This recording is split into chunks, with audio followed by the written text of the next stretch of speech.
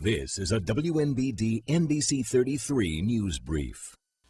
Hey everybody, I'm Chris Tatum with your NBC Region 33 News Brief for this Thursday morning. It's official. As of yesterday, texting and driving became illegal in Mississippi, and it will now cost you. But while most drivers agree with the new law and that it's a good start, some are asking if the penalty is stiff enough. Here now is our state reporter, Courtney Ann Jackson, with more. 9 times out of 10, if they're swerving or kind of speeding up and slowing down, it's because they've got the phone right at the steering wheel and they're distracted. Drivers tell me they've dodged drivers that appear to be texting, but they don't know if the threat of a $25 ticket will stop them. It may be a little safer in that front, but I think we have a long way to go before the roads are significantly safer than they are now.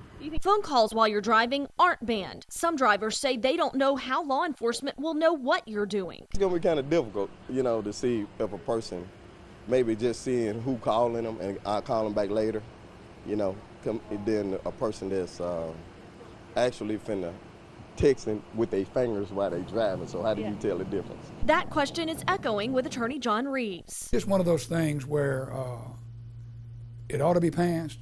It's a good law, but it's just going to be hard to enforce. Reeves says it's phone records that will be pulled to prove if a driver deserves the ticket. Phone records distinguish between a text received or sent and a telephone call received or sent. It's broken down on that. He points out that officers will still need probable cause to issue the ticket if you're texting.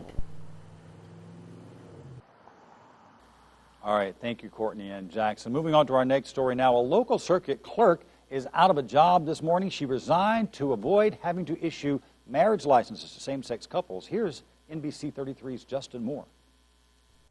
Grenada County Courthouse still awaits its first same-sex couple to walk through those doors to get married, but the circuit clerk says she won't be here to witness it. I'd already informed our board, about several months ago, if the decision came down that I would be leaving. Today is Linda Barnett's last day as circuit clerk in Grenada County after 24 years. She's resigning over the Supreme Court's decision legalizing same-sex marriage. You take an oath when you come into office that you'll obey the laws of the land, and I can't do it. Barnett turning in this letter of resignation early this morning to Grenada County Board of Supervisors. In it, she claims gay marriage is against her Christian beliefs and she doesn't want any parts of it. I would be the one issuing the license, so it would be like I would be approving, of this lifestyle, and I do not.